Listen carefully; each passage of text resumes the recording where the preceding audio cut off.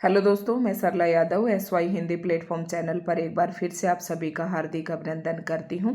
और हम अपने SY हिंदी प्लेटफॉर्म चैनल पर तैयारी कर रहे हैं TGT PGT estate HPSC screening और HPSC assistant professor screening subjective. इसकी तैयारी और अन्य प्रतियोगी परीक्षाओं के लिए हम हिंदी साहित्य पढ़ा रही हैं और एस्टेट की तैयारी मैं स्पेशल तरीके से करवा रही हूं और उसी के संदर्भ में आज हमारी क्लास नंबर 44 रहने वाली है। और अभी तक जो है क्लास नंबर 43 तक मैं अपलोड करवा चुकी हूं। और अगर आप ये 43 क्लास जो मैंने पढ़ाई हैं, अगर इनको आप एक ही स्थान पर देखना चाहते हैं तो सबसे पहले आप हमारे यूट्यूब चैनल को सब्सक्राइब करें, बेल आइकन पर प्रेस कर लें और उसके बाद आप प्लेलिस्ट चेक करें तो TGT PGT एस्टेट 2024 के नाम से आपको एक प्लेलिस्ट मिल जाएगी और उस प्लेलिस्ट में आपको ये सारी 44 के 44 जो वीडियो हैं वहाँ पर आपको एक ही जगह पर संग्रहित मिल जाएंगी। ठीक इसी प्रकार से HPSC असिस्टेंट प्रोफेसर 2024 के नाम से इसकी भी मैंने प्लेलिस्ट बना रखी है और यूनिट नंबर 5 और 6 कंप्लीट करवा दी और यूनिट नंबर 7 हमने स्टार्ट कर रखी है। तो वो कैंडिडेट भी हमारे चैनल से जुड़ सकते हैं और अन्य प्रतियोगी परीक्षाएं जैसे कि जहां पर भी हिंदी साहित्य पूछा जाता है तो आप उसके लिए भी चैनल को सब्सक्राइब कर सकते हैं। साथ ही साथ HPSC की अपडेट्स को जानने के लिए भी आप सब्सक्राइब कर सकते हैं। अब TGT PGT एस्टेट के लिए हमने इन 43 क्लासेस में क्या क्या पढ़ा दिया है, आदिकाल, भक्तिकाल, रीतिकाल और आधुनिक काल, ये सारी मैंने वीडियोज इसके अपलोड की हैं। और साथ ही साथ डिटेल से पढ़ाने के बाद मैंने आदिकाल, भक्तिकाल और रीतिकाल के MCQs की भी वीडियोस डाल दी हैं और आधुनिक काल की वीडियोस अभी हमारे MCQs की चल रही है। तो आधुनिक काल को गद्य और पद्य के हिसाब से उसके विकास क्रम से अगर हम देखें तो आधुनिक काल के पद्य के हिसाब से मैंने भारतेंदु, द्विवेदी, प्रगति, प्रयोग, छायावाद और नई कविता तक सारा पढ़ा दिया है। भारतेंदु युग के मैंने MCQs डाल दिए थे, द्विवेदी युग के इससे पिछले वीडियो में डाल दिए थे और आज आधुनिक काल को हम अलग अलग खंडों में विभाजित न करके इकट्ठे सारे क्वेश्चंस करेंगे जिसमें छायावाद, प्रगतिवाद, प्रयोगवाद और नई कविता तक के क्वेश्चन शामिल रहेंगे। ठीक है, कोशिश करूंगी मैं 50-50 क्वेश्चंस डालने की ताकि आपके ऊपर भी बर्डन ना बने और समय भी आप दे सकें और अच्छे से गहराई से उन क्वेश्चनों को आप सोल्व कर सकें। तो शुरुआत करते हैं आज के इस वीडियो लेक्चर की और इसमें हम वस्तुनिष्ठ प्रश्न करेंगे। लेकिन आपको ये बता दूं कि हम आधुनिक काल के MCQs कर रहे हैं और आधुनिक काल की जो समय सीमा है सबसे पहले आपको यही पता होना चाहिए। जैसे कि आदिकाल की जो समय सीमा थी वो 1050 से 1075 से लेकर 1050 से 1375 विक्रम संवत तक है। उसके बाद भक्ति काल की 1375 से 1700 विक्रम संवत तक समय सीमा है। उसके बाद रीति काल की समय सीमा 1700 विक्रम संवत से 1900 विक्रम संवत तक मानी जाती है। ठीक है, और 1900 से लेकर 1984 तक अधिकांश विद्वानों ने इसकी आधुनिक काल की समय सीमा मानी है। अब अगर ईस्वी के हिसाब से देखें तो आधुनिक काल की जो समय सीमा है वो 1857 से 1900 ईस्वी तक के काल को आधुनिक काल के नाम से जाना गया। आधुनिक काल के अंतर्गत फिर 1857 से और 1900 तक के काल को भारतेंदु काल कहा और 1900 से 1918 तक के काल को द्विवेदी युग कहा और 1918 से 1936 तक के काल को छायावादी युग कहा। ठीक है, इस प्रकार से मैंने सारी वीडियोस में आपको बता दिया था। तो आधुनिक काल जिसकी समय सीमा 1857 से 1900 ईस्वी तक की है, इसको अधिकांश विद्वानों ने मतलब पुनर्जागरण कहा और जागरण काल कहा। ये दोनों नाम जो है ये आधुनिक काल के नाम है। पुनर्जागरण काल कहे तो भारतेंदु युग को भी पुनर्जागरण काल कहा जाता है या जागरण काल कहा जाता है। उसके बाद अगर द्विवेदी युग को देखें तो जागरण सुधार काल नाम दिया गया। ये प्रश्न एस्टेट में पूछे जाते हैं, इसलिए मैं इन प्रश्नों पर ज़्यादा फोकस करती हूँ ताकि आपका समय सीमा के हिसाब से अगर आपका डाउट क्लियर हो जाता है तो आधी आपकी समस्या हल हो जाती है। शुरुआत करती हूँ आज के इस वीडियो लेक्चर की। और कितने प्रश्न हमने कर लिए थे, अभी तक 100% मैं करवा चुकी हूँ और 100% ये यहाँ तक था कि यहाँ तक मैंने करवा दिया था कि अधिकार खोकर बैठना ये महादुष्कर्म है। जैसा कि मैं आपको कुछ क्वेश्चंस दिखाऊं तो इसमें हमने हर तरीके के क्वेश्चंस किए थे, जैसे ये सारे मैं करवा चुकी हूँ। और यहाँ से पिछली वीडियो में था कि चार चार मतलब ये कुछ पंक्तियों से संबंधित प्रश्न चल रहे थे, क्योंकि आदिकाल की कुछ एक पंक्तियां भी आपके पेपर में पूछी जाती हैं। तो 8-10 क्वेश्चन है जो महत्वपूर्ण पंक्तियों से संबंधित हैं। आज हम यहाँ से शुरू करेंगे प्रश्न नंबर 101 से, और टॉप 50 क्वेश्चंस को फिर से आज के इस वीडियो में करके चलेंगे। तो जब तक आपका पेपर नहीं हो जाता है तब तक आपको एमसीक्यूज सोल्व करने हैं, और एमसीक्यूज में आपको जहाँ पर भी दिक्कत आए, आपको लगे कि यार मेरा तो ये पोर्शन जो है थोड़ा सा कम है, मुझे उसकी रचनाएं याद नहीं आ रही हैं या कवि या लेखक याद नहीं आ रहे हैं, तो तुरंत आप जैसे ही आप एमसीक्यूज सोल्व करें उसके तुरंत बाद आप अपने नोट्स ओपन करें, अपनी बुक ओपन करें और उस चैप्टर को फिर से रिवाइज कर लें। ठीक है, इस प्रकार से आपकी अच्छी तैयारी हो जाएगी। अब प्रश्न नंबर 101 की तरफ बढ़ते हैं, और पंक्ति है दिवस का अवसान समीप था। हर तरीके के प्रश्न यहाँ पर आपको मिलेंगे। रचनाओं को व्यवस्थित करना, रचनाओं के लेखकों के नाम, उसके बाद कुछ खास पंक्तियाँ, सभी तरीके के प्रश्न मैं यहाँ पर लेकर आई हूँ। अभी 5-7 क्वेश्चन हम कुछ पंक्तियों के करेंगे। तो शुरुआत करती हूँ। आप अपने आप को जज कीजिए कि आपको कितने प्रश्न आते हैं, और फिर कमेंट करके बताएं। मुझे बहुत ही अच्छा लगता है कि हाँ, सच में जो है स्टूडेंट हमारे साथ साथ पढ़ रहे हैं और पढ़ाए हुए से फ़ायदा भी हो रहा है। कल से मैं कोशिश कर रही हूँ कि एनसीईआरटी जो है ना, एस्टेट के लिए एनसीईआरटी मैंने पढ़ा रखी है। जैसे कि टीजीटी एनसीईआरटी है, बसंत भाग 1, बसंत भाग 2 और बसंत 3 भाग, ये मैंने पढ़ा रखे हैं, आप चैनल पर देख सकते हैं। और फिर मैं सोच रही हूँ कि एनसीईआरटी जो है 9, 10, 11, 12 की मैं शुरुआत करूँ। तो 11, 12 की एनसीईआरटी पीजीटी एस्टेट के लिए अगर आप पढ़ना चाहते हैं तो काफ़ी सारे चैप्टर मैंने पढ़ा रखे हैं। उसके बाद 9th और 10th की एनसीईआरटी रहती है बहुत ज़्यादा, तो वो मैं शुरुआत करने की कोशिश कर रही हूँ। लेकिन मन में ये डाउट रहता है कि कहीं बच्चे भ्रमित ना हो जाएं, इतना लेंदी चैप्टर आप पढ़ेंगे, टाइम बहुत ही कम है अब। तो आप कमेंट करके बताएं कि मैं एनसीईआरटी शुरू करूं या नहीं। मैं 2 दिन से इसी असमंजस में हूं। एक तरफ से सोच रही हूँ कि नाटक की विधाओं की शुरुआत करूं, देखती हूँ कल से फिर भी। और फिर भी आप भी थोड़ा कमेंट करें तो मुझे और भी थोड़ा लगेगा कि हाँ, मुझे यही सब्जेक्ट पढ़ाना चाहिए। तो पंक्ति नंबर है, दिवस का अवसान समीप था, गगन था कुछ लोहित हो चला। पंक्ति का आपको बताना है कि कौन सी रचना की पंक्ति है। प्रश्न नंबर 101। तो ये पंक्ति बताने, वैदेही वनवास, प्रिय प्रवास, रस कलश, पद्य प्रसून। तो आपको सबसे पहले तो पता होना चाहिए कि सारी रचनाएं किसकी हैं। अयोध्या सिंह उपाध्याय हरियोत जी की सारी रचनाएं हैं। प्रिय प्रवास काफ़ी इंपॉर्टेंट है, इसमें 17 सर्ग हैं। सर्ग भी आपको ध्यान में रखना है, ठीक है। और रस कलश की जो रचना है ये ब्रजभाषा में की गई। तो ये बताना है दिवस का अवसान समीप था, वेरी मोस्ट इम्पोर्टेंट पंक्ति है ये पेपर के तरीके से देखें तो ये पंक्ति जो है ये प्रिय प्रवास की है, ठीक है, याद रखना है। ऑप्शन बी इसका राइट आंसर हो जाएगा। उसके बाद नेक्स्ट पंक्ति है, ज्ञान राशि के संचित कोश का नाम साहित्य है, वेरी मोस्ट इंपॉर्टेंट पंक्ति। देखो जो भी पंक्तियां हैं मैं इंपॉर्टेंट पंक्तियां लेकर आई हूं, और जिसने मेरी डिटेल से वीडियो देखी है वो चुटकियों में इन प्रश्नों को सोल्व करेगा। तो ये प्रश्न नंबर 102 का बताना है, ज्ञान राशि के संचित कोश का नाम साहित्य है। ये पंक्ति किसने कही थी? महावीर प्रसाद द्विवेदी जी की है। तो ऑप्शन बी इसका राइट हो जाएगा। बढ़ते हैं नेक्स्ट प्रश्न की तरफ।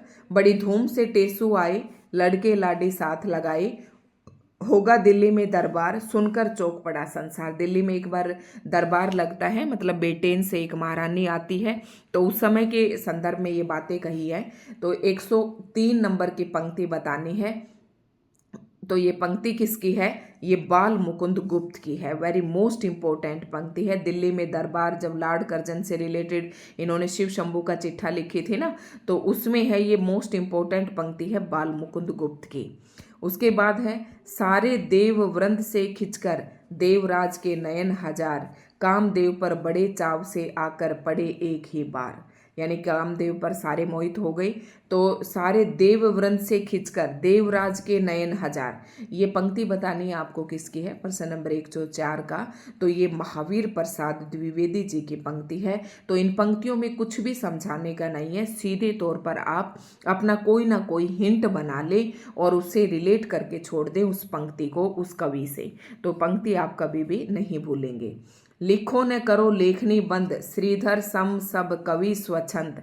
अब आप इस पंक्ति को, अगर आपको नहीं पता कि इसका राइटर कौन है, तो देखो श्रीधर पाठक, मैंने क्या बताया था, स्वच्छंदतावादी, खड़ी बोली हिंदी में पहले स्वच्छंदतावादी कवि करने वाले कवि श्रीधर पाठक हैं। तो ये तो आपको पता चल गया होगा इस पंक्ति से।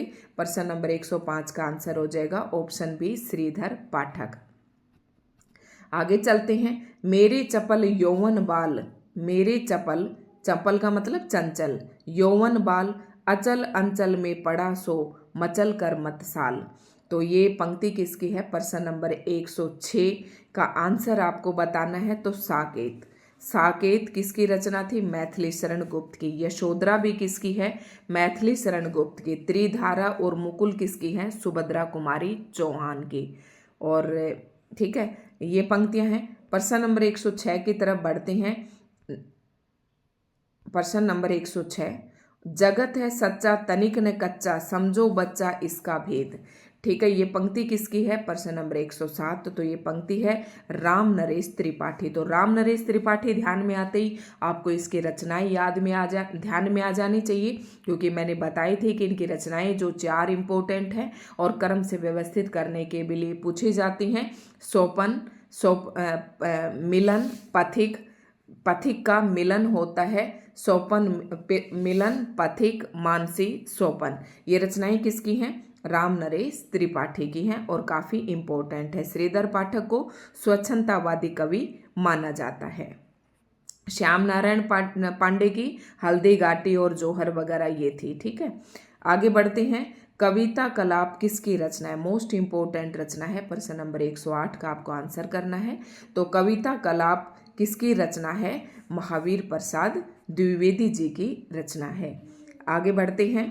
कविता कौमुदी किसका काव्य संग्रह? Very most important. और मैंने बताया था कविता कौमुदी के अंदर क्या कुछ था, इस काव्य संग्रह का नाम बताना है। तो कविता कौमुदी जो है राम नरेश त्रिपाठी जी की रचना है। और कविता कौमुदी के अंतर्गत संस्कृत या फिर जो विदेशी भाषाओं की जो कविताएं थी उनका यहाँ पर संग्रह, उर्दू, संस्कृत इत्यादि जो भाषाएं हैं, अन्य भाषाओं की जो कविताएं हैं, उन सभी का संग्रह है कविता कौमुदी। और ये रचना है राम नरेश त्रिपाठी जी की।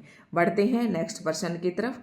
आप देखो हर तरीके के प्रश्न मिलेंगे, आपको घबराना नहीं है, पर बहुत ही पेशेंस के साथ, आपको धैर्य के साथ इन प्रश्नों को सॉल्व करना है। प्रकाशन काल की दृष्टि से सही अनुक्रम है, बताइए। माता, हिमकिरीटिनी, हिमतरंगिणी, युगचरण। तो ये किसकी रचनाएं हैं? हिमकिरीटिनी, हिमतरंगिणी, इन रचनाओं को आपको इनमें क्रम से लगाना है।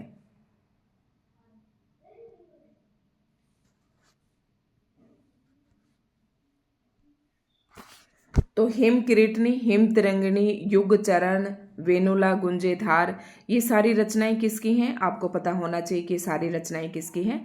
माखनलाल चतुर्वेदी की। तो इनको आपको क्रम से व्यवस्थित करना है। प्रश्न नंबर 110 का आंसर करना है। माता, माता भी एक थोड़ी देर पहले प्रकाशन आया था, तो ये भी माखनलाल चतुर्वेदी की रचना है। ठीक है, जैसे कि इस प्रश्न में आया था ना एक ऑप्शन में, पीछे गया, चलो छोड़ो उसे। ठीक है, पर इन्हें माखनलाल चतुर्वेदी की रचनाएं हैं और इनको आपको क्रम से लगाना है। तो सबसे पहले हिमकिरीटिनी, हिमतरंगिणी। मैंने बताया था हिमकिरीटिनी जो है 1943 में प्रकाशित है, ऐसे लिख लो आप पहले। अगर आपको 2 का भी पता है, मैंने 2 इंपॉर्टेंट बताई थी, हिमकिरीटिनी और हिमतरंगिणी। हिमकिरीटिनी 1943 और हिमकिरीटिनी 1949 में प्रकाशित हुई। अगर आपको 2 रचनाओं का पता है, जैसे कि हिमकिरीटिनी पहले आएगा, हिमतरंगिणी बाद में आएगा, तो इसमें हिमकिरीटिनी बाद में दे रखा है, लेकिन ये पहले आना चाहिए, तो ये ऑप्शन क्या होगा आपका? कट हो जाएगा। ठीक है, हिमकिरीटिनी, हिमतरंगिणी इसमें सही दे रखा है, इसमें हिमतरंगिणी, हिमकिरीटिनी बाद में दे दिया, तो ये ऑप्शन आपका कट हो गया। उसके बाद एक ये सही हो सकता है, तो आपको फिर एक और पता होना चाहिए। तो 2 ऑप्शन तो आपके कट हो जाते हैं। अगर इन 2 ऑप्शनों में से अगर आप टिक करते हैं तो 50% आपके सही होने के चांस होते हैं।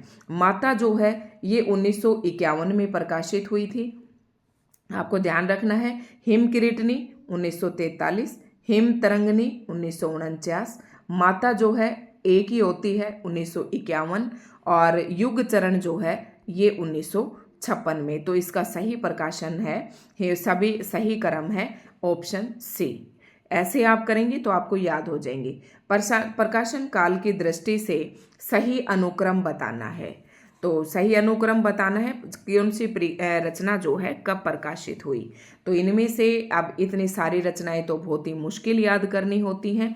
प्रिय प्रवास, मिलन, प्रश्न नंबर 111। अब थोड़ा सा आपको पता होगा कि प्रिय प्रवास तो 1914 में प्रकाशित हुई थी। याद रखना, साकेत का मैंने बताया था 1931 में प्रकाशित हुई थी। तो प्रिय प्रवास पहले आना चाहिए और साकेत बाद में आना चाहिए। अब देखो, प्रिय प्रवास पहले आना चाहिए, साकेत बाद में। तो प्रिय प्रवास पहले है और साकेत बाद में है, तो ये ऑप्शन आपका हो सकता है। लेकिन यह साकेत पहले दे दिया, इस ऑप्शन को आप कट करें। और यहाँ पर भी प्रिय प्रवास पहले है, यहाँ भी प्रिय, अब एक ही ऑप्शन आपका कट होता है। फिर आपको देखना है प्रश्न नंबर 111 का। तो थोड़ा सा भाई, मिलन, पथिक, मानसी, स्वपन, ये मैंने बताया था आपको। तो मिलन जो है ये 1917 में प्रकाशित हुई थी, 1917 में। और प्रिय प्रवास 1914 में। ठीक है। उद्धव शतक के जो प्रकाशन वर्ष है ये 1929 है। ठीक है, 1929 है।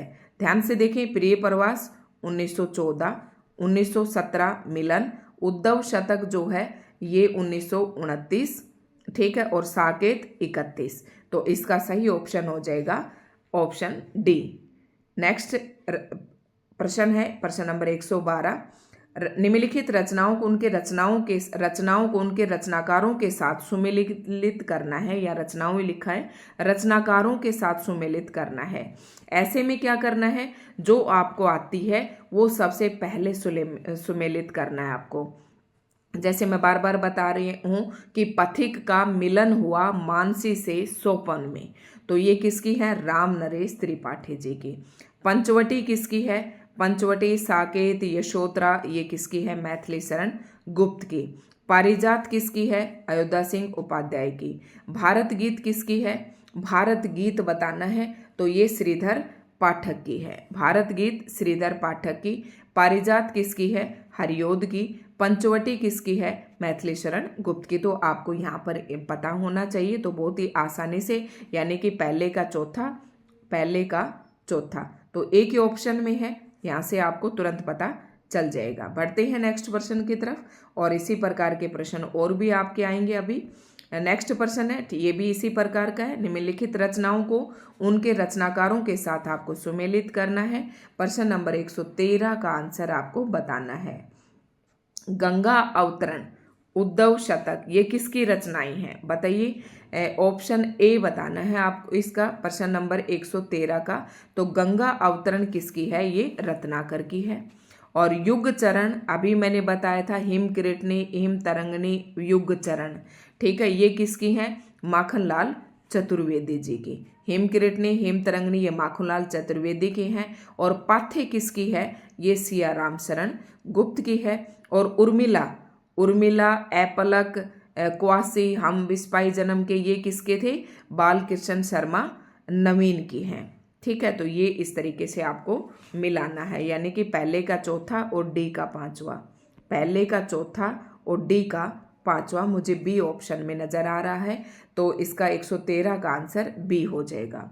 क्वासी किसकी रचना है बताइए, जल्दी से आपको बतानी है कि क्वासी हम विस्पाई जन्म के, ये किसकी रचना है। प्रश्न नंबर 114, तो बालकृष्ण शर्मा नवीन की है। आप सोच रहे होंगे कि नवीन किसका उपनाम है, तो बालकृष्ण शर्मा नवीन, ये पूरा नाम इनका है। तो क्वासी किसकी रचना है, नवीन की। वेणुलो गुंजे धार के रचनाकार हैं।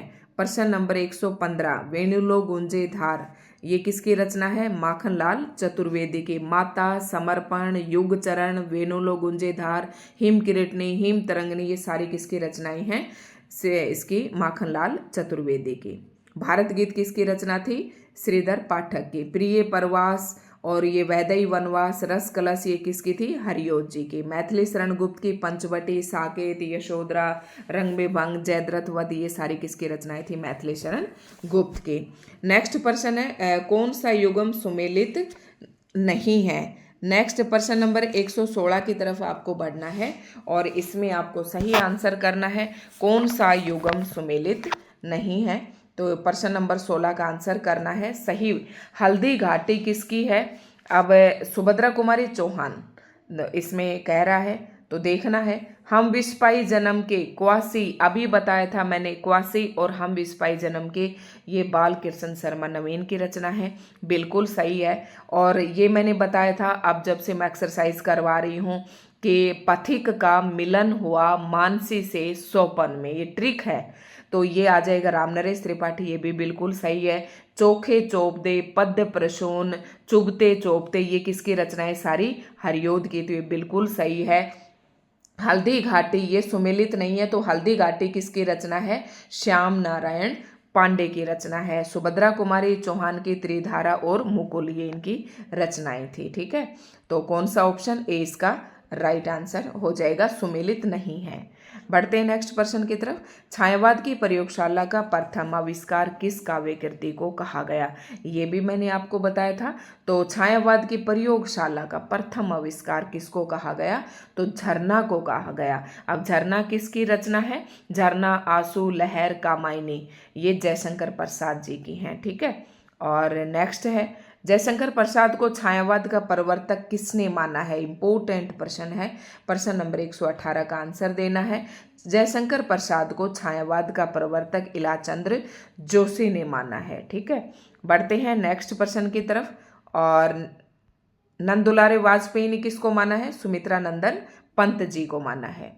छायावादी कविता कुर्री के प्रति किसकी रचना है? ये बताना है, प्रश्न नंबर 119, और ये थोड़ी अलग हटके रचना है, तो ये है कुर्री के प्रति, ये मुकुटधर पांडे की रचना है। बढ़ते हैं नेक्स्ट प्रश्न की तरफ, प्रश्न नंबर 120। और जब आप इस तरीके से प्रश्नों को करेंगे तो आपको सारी रचनाएं आपके दिमाग में आ जाएंगी। हिंदी में छायावाद शब्द का सबसे पहले प्रयोग किसने किया? ये प्रश्न भी मैंने खूब जोर देकर बताया था कि छायावाद शब्द का सबसे पहले प्रयोग किसने किया था? मुकुटधर पांडे ने किया था। छायावाद को चित्र भाषा शैली किसने कहा? ये प्रश्न भी मैंने बताया था जब आपको वीडियो पढ़ाई थी, वीडियो में टॉपिक पढ़ाया था। तो छायावाद को चित्र भाषा शैली किसने कहा? प्रश्न नंबर 121 का। तो चित्र भाषा शैली किसने कहा? आचार्य रामचंद्र शुक्ल जी ने कहा।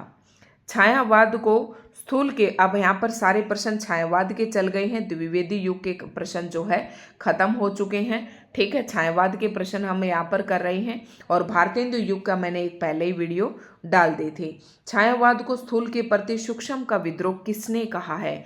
मैंने कई सारी परिभाषाएं बताई थी, और दो परिभाषाएं मुख्य रूप से थी, स्थूल के प्रति सूक्ष्म का विद्रोह है, और एक कवि ने कहा था स्थूल के प्रति सूक्ष्म का विद्रोह नहीं है। दोनों में आपको अंतर करके चलना है। तो प्रश्न नंबर 22 है, तो छायावाद को स्थूल के प्रति सूक्ष्म का विद्रोह है, ये बात कही थी डॉक्टर नगेंद्र ने, और स्थूल के प्रति सूक्ष्म का विद्रोह नहीं है, ये रामविलास शर्मा ने कही थी। और हो सकता आगे पंक्ति आ भी जाए। द्विवेदी युग की किस प्रवृत्ति के विद्रोह स्वरूप छायावाद का उदय हुआ? यानी कि पहले भारतेंदु युग, उसके बाद द्विवेदी युग, और तीसरा युग आता है छायावाद। तो द्विवेदी युग की कौन सी प्रवृत्ति थी जिसका विद्रोह करने के परिणाम स्वरूप छायावाद का उदय हुआ? प्रश्न नंबर 123, तो इतिवर्तात्मकता, इसका आंसर हो जाएगा इतिवर्तात्मकता। द्विवेदी युग में इतिवर्तात्मकता की प्रवृत्ति बहुत ही ज्यादा थी, मतलब किसी चीज को एक ही बहुत ज्यादा घसीट कर खींच कर बढ़ाना। ठीक है, ये इतिवर्तात्मकता थी। ठीक है, और नेक्स्ट है छायावादी काव्य प्रवृत्ति नहीं है। अब मेरे को प्रवृत्तियां करवानी पड़ेंगी, काफ़ी प्रश्न पूछे जा रहे हैं, और मैंने ये कहा था कि जब वीडियो मैंने पढ़ाई थी कि बेटा ये वीडियो ज़रूर देखें, और उसके बाद आप अपनी बुक से डिटेल में उस टॉपिक को ज़रूर पढ़ें। इसीलिए कहा था मैंने छायावादी काव्य प्रवृत्ति नहीं है, छायावाद की प्रवृत्तियों पर ध्यान देना है। अब कौन सा प्रश्न है? प्रश्न नंबर 124। तो इसमें कौन सी प्रवृत्ति नहीं है पूछा है? प्रकृति का सामान्य चित्रण, ये तो लगभग आपको सभी में मिल जाएगा। और कौन सी काव्य प्रवृत्ति नहीं है? आत्मा अभिव्यक्ति की प्रधानता, ये तो थी भाई छायावाद में। प्रेम का उदात्त चित्रण ये भी था। वेदना और निराशा की सघन व्यंजना ये तो प्रमुख प्रवृत्ति थी छायावाद की। तो प्रकृति का सामान्य चित्रण ही इन कवियों ने नहीं किया। यह है इस छायावाद की काव्य प्रवृत्ति नहीं है। बढ़ते हैं नेक्स्ट प्रश्न की तरफ। जयशंकर प्रसाद का आरंभिक उपनाम क्या था? ढंग से बताना है, इंपॉर्टेंट। मैंने जब पढ़ाई थी वीडियो में बताया था। तो जयशंकर प्रसाद का आरंभिक उपनाम कलाधर था। ठीक है, बढ़ते हैं नेक्स्ट प्रश्न की तरफ। और छायावाद के 4 स्तंभों में कौन सम्मिलित नहीं है? आपको पता ही है ये तो। जयशंकर प्रसाद, महादेव वर्मा, निराला और कौन रह गया? सुमित्रानंदन पंत। ये 4 कवि तो हैं, लेकिन कौन नहीं है? तो मुक्तिबोध नहीं है। मुक्तिबोध, गजानन माधव मुक्तिबोध, ये पहले सप्तक के कवि हैं। और पहला सप्तक कब प्रकाशित हुआ था? तार सप्तक 1943 में प्रकाशित हुआ था। तार सप्तक में कितने कवि थे? 7 कवि थे। ठीक है, ऐसे ध्यान रखना है। छायावाद के सर्वाधिक कटु आलोचक कौन है? मतलब छायावाद की सबसे ज्यादा आलोचना किसने की? तो प्रश्न नंबर 127 का आ जाएगा छायावाद के कटु आलोचक कौन थे? महावीर प्रसाद द्विवेदी। ऑप्शन डी जो है इसका सही आंसर हो जाएगा। उसके बाद है छायावाद की निम्नलिखित विशेषताएं हो सकती हैं। अब विशेषताएं कहें तो कौन कौन सी, या प्रवृत्ति कहें तो लगभग एक जैसी ही बात है। 1, 2 और 3 जो हैं ये छायावाद की विशेषताएं हो सकती हैं। विशेषण विपर्य और मूर्त विधान और स्वच्छंद भावावेश, ये छायावाद की क्या हैं? प्रमुख विशेषताएं हो सकती हैं। तो इसमें ऑप्शन इतिवर्तात्मकता इसकी नहीं है। और थोड़ी देर पहले मैंने आपको बताया था इतिवर्तात्मकता में कहाँ पर ये प्रश्न आपको बताया था, द्विवेदी युग की कौन से? तो इतिवर्तात्मकता की प्रधानता द्विवेदी युग में थी। ठीक है, ये याद रखना इस प्रकार से। नेक्स्ट प्रश्न है, ये हो गए 128 और प्रश्न नंबर 129 की तरफ। बस वीडियो को एक बार आप सभी ना जमकर लाइक कर दें। तो ये यहाँ पर उसके कोट दिए गए थे, बाकी हमने कर लिया है। सन 1920 ईस्वी में सरस्वती पत्रिका के जुलाई अंक में प्रकाशित मुकुटधर पांडे की वह कविता जो छायावादी युग की प्रथम कविता मानी गई है। और ये प्रश्न भी मैंने वीडियो में बताया था। तो किसकी है ये? मुकुटधर पांडे की। कौन सी वह कविता है जो छायावादी युग की प्रथम कविता मानी गई? तो ये कुररी के प्रति। अभी मैंने थोड़ी देर पहले बताया था कुररी के प्रति ये किसकी कविता है? मुकुटधर पांडे की। कब प्रकाशित हुई? 1920 ईस्वी में सरस्वती पत्रिका के जुलाई अंक में प्रकाशित हुई थी। और इसे छायावाद की प्रथम कविता माना जाता है। किस समीक्षक ने छायावाद को तत्कालीन काव्य की संपूर्ण विशेषताओं की व्यंजना में असमर्थ समझकर उनके स्थान पर स्वच्छंदतावाद शब्द का प्रयोग अधिक सार्थक माना? किस समीक्षक ने, किस आलोचक ने छायावाद को उस समय के काव्य की संपूर्ण विशेषताओं की व्यंजना में असमर्थ समझकर, मतलब उनको ये शब्द जो है ना उनकी सभी विशेषताओं को नहीं समेट रहा था। तो एक कवि ऐसा था, उसने स्वच्छंदतावाद शब्द का प्रयोग अधिक सार्थक माना। प्रश्न नंबर 130। तो ये थे डॉक्टर बच्चन सिंह ने। ठीक है, बढ़ते हैं नेक्स्ट प्रश्न की तरफ। जयशंकर प्रसाद की वह लंबी कविता कौन सी है जिसे आज की नई कविता के खंड काव्यों की नींव माना जाता है? प्रश्न नंबर 131। तो लंबी कविता है जयशंकर प्रसाद की महाराणा का महत्व।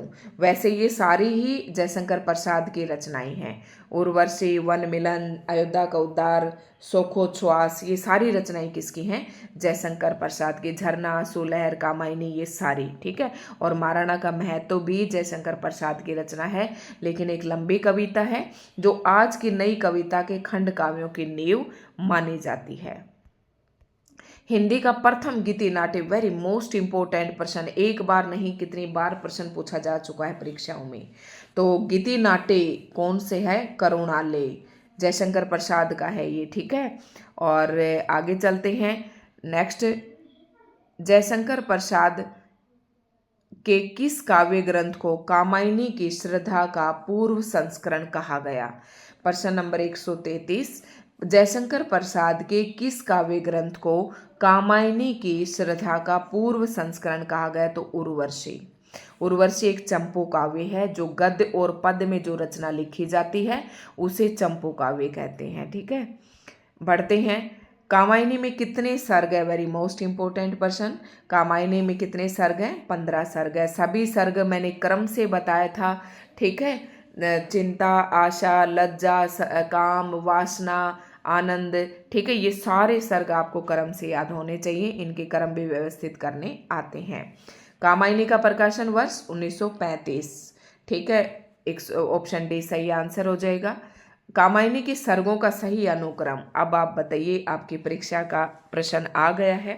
चिंता मैंने बताई थी, सबसे पहले आपको चिंता हुई, मैडम का आपको चैनल मिला तो आशा की किरण जगी, फिर आपने वीडियो देखी तो क्या हुआ, थोड़ा सा आपकी वीडियो के अंदर, चैनल के अंदर श्रद्धा उत्पन्न हुई, फिर आपने उस पर काम करना शुरू किया। तो चिंता, आशा, श्रद्धा, काम, वासना, लज्जा, इसके बाद ये क्रम से बता रही हूँ मैं सारे। वासना के बाद क्या आ जाएगा, लज्जा। फिर ईर्ष्या हुई किसको, ईड़ा से, ईर्ष्या, ईड़ा, इस प्रकार से आपको करने हैं ये। तो ऑप्शन ए इसका राइट आंसर हो जाएगा। उसके बाद है, सारी चीज़ें मैंने ना लगभग ट्रिक से अपने उसमें पढ़ा रखी हैं, आपको ज़्यादा, अगर आपने नहीं देखी हैं तो ज़रूर देखें वीडियो को और अपनी तैयारी अभी भी कर लें। एक ही दिन में आप 5-5, 7-7 वीडियो देखकर सभी वीडियोस को आप निपटा सकते हैं।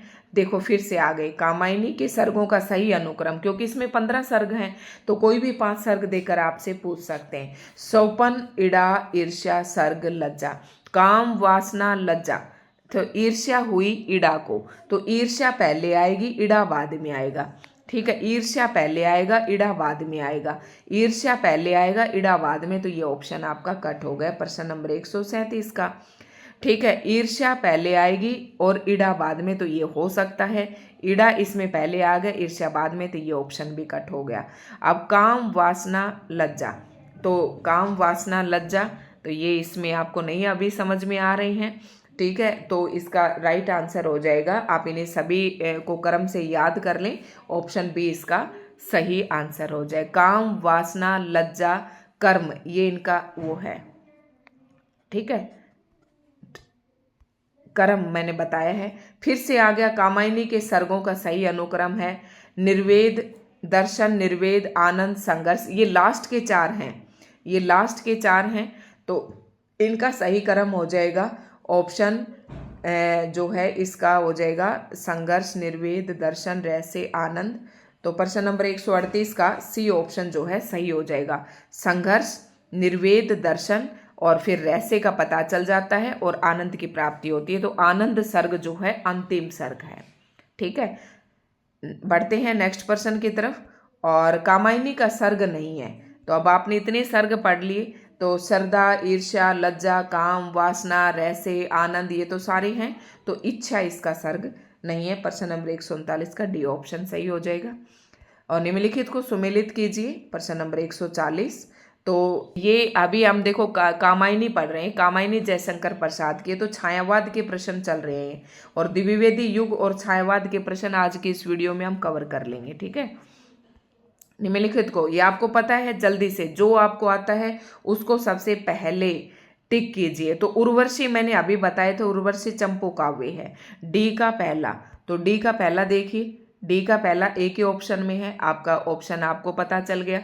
तो ऐसे देखें, फिर आप और मिला लें, तो ऑप्शन तो अभी आपका टिक हो गया है, बाकी इनको आप याद कर लें। यहाँ पर उर्वशी एक चंपू काव्य है और लहर जो है ये एक गीति काव्य है, ठीक है। लहरों में बैठकर हम गीत सुनते हैं। आंसू जो है एक खंड काव्य है, ये भी मैंने अच्छे से बताया था। और कामायनी क्या है, एक महाकाव्य है, ठीक है। बढ़ते हैं नेक्स्ट प्रश्न की तरफ। और लहर में लंबी कविताएं कितनी हैं, प्रश्न नंबर बताना है 141। लहर में लंबी कविताएं कितनी हैं, प्रश्न नंबर 41। तो लहर में लंबी कविताएं 4 हैं। नेक्स्ट प्रश्न है, प्रसाद कृत प्रलय की छाया की विषय वस्तु के केंद्र में है। प्रसाद, जयशंकर प्रसाद की एक रचना है प्रलय की छाया, इसकी विषय वस्तु के मुख्य केंद्र क्या है ये बताना है। प्रश्न नंबर 142, तो ये मैंने तब भी बताया था, रानी कमलावती का मानसिक द्वंद्व है इसमें, ठीक है। बढ़ते हैं नेक्स्ट प्रश्न की तरफ। और लहर में संकलित सबसे लंबी कविता, लहर में अभी बताया था 4 लंबी कविताएं संकलित है, तो सबसे लंबी कविता कौन सी है, तो इसमें है सबसे लंबी कविता, 2 ऑप्शन और देख लेते हैं। ये है प्रलय की छाया, इसका आंसर डी हो जाएगा। और उसके बाद है नेक्स्ट प्रश्न, प्रसाद जी की किस कृति में यज्ञ की क्रूरता, हिंसा को निंदनीय और घृणित बनाते हुए मनुष्य का वास्तविक धर्म मानवता बताया गया है? तो कौन सी है ये? करुणालय। बहुत ही अच्छे से पढ़ाई थी, जो ये असिस्टेंट प्रोफेसर के लिए भी पढ़ाई थी शायद ये कविता, तो आप वहाँ से पढ़ सकते हैं। प्रसाद जी की किस कृति में यज्ञ की क्रूरता को निंदनीय और घृणित बताते हुए जिसके मनुष्य का वास्तविक धर्म मानवता बताया है, ये करुणालय है। प्रश्न नंबर 144 का करुणालय ए ऑप्शन है। प्रसाद जी की खड़ी बोली कविताओं का प्रथम संग्रह है, ये बताना है आपको। प्रश्न नंबर 145 तो कानन कुसुम, ठीक है। खड़ी बोली कविताओं का पहला संग्रह कानन कुसुम है। और कामायनी में श्रद्धा किसका प्रतीक है, ये भी मैंने आपको बताया था। प्रश्न नंबर 146 तो मैंने बताया था श्रद्धा, इसमें नीचे कुछ लगा हुआ है, तो नीचे इसमें नीचे कुछ लगा हुआ है, ठीक है। तो हृदय का प्रतीक है किसका? श्रद्धा, हृदय, हृदय, दय तो इसमें भी है भाई, कंफ्यूज नहीं हो जाता। श्रद्धा हृदय का प्रतीक है, मनु मन का प्रतीक है, इड़ा बुद्धि का प्रतीक है। बढ़ते हैं नेक्स्ट प्रश्न की तरफ। कामायनी को मानव चेतना के विकास का महाकाव्य किसने कहा है? प्रश्न नंबर 147 तो ये कहा है डॉक्टर नगेंद्र ने। बढ़ते हैं अगले प्रश्न की तरफ। कामायनी को मानवता का रसात्मक इतिहास किसने कहा है? मोस्ट इंपॉर्टेंट, मैंने कई सारे ये बताए थे कि अलग अलग विद्वानों ने अपने अलग अलग मत रखे हैं। तो आचार्य रसात्मक, मानवता का रसात्मक इतिहास किसने कहा कामायनी को? आचार्य नंद दुलारे वाजपेयी जी ने। नेक्स्ट प्रश्न है कामायनी का उद्देश्य बताना है। प्रश्न नंबर 149 तो कामायनी का उद्देश्य था आनंदवाद की स्थापना, और आनंद ही इसका अंतिम सर्ग भी है, ये भी ध्यान रखना है, ठीक है। बढ़ते हैं नेक्स्ट प्रश्न की तरफ, और आज की इस वीडियो का अंतिम प्रश्न रहने वाला है जयशंकर प्रसाद की रचनाओं के प्रकाशन का सही क्रम बताना है। तो इसमें बताने 150 का सही आंसर मैंने बताया था झरते हैं आंसू। आंसू जब झरते हैं आंसू तो लहर से बन जाती है कामायनी। झरना कब प्रकाशित हुआ? 1918 में। झरना 1918 में। आंसू कब प्रकाशित हुई? 1925 में। लहर कब प्रकाशित हुई? 1933 में। कामायनी 1935 में, ठीक है। झरना, आंसू, लहर, कामायनी में एक बार नहीं पूरी 50 वर्ष शायद पता नहीं कितनी बार इन्हें बोल चुके होंगे। प्रसाद जी की अंतिम कृति कौन सी है? झरना, आंसू, लहर, कामायनी। तो बताना 1935 में प्रकाशित हुई थी। अंतिम रचना कौन सी है? कामायनी। तो यहीं पर इस वीडियो को हम विराम देंगे, और लगभग 50 प्रश्न हमने कर लिए हैं। तो दोस्तों आज की वीडियो आपको कैसी लगी? आप ये चाहते हैं किसी प्रकार से आपका सब कुछ आपने पढ़ा है वो आपका रिवाइज हो जाए, तो इन प्रश्नों को जरूर करें। धन्यवाद।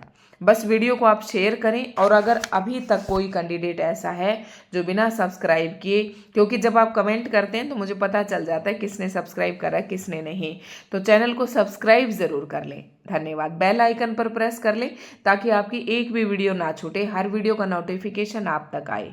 धन्यवाद।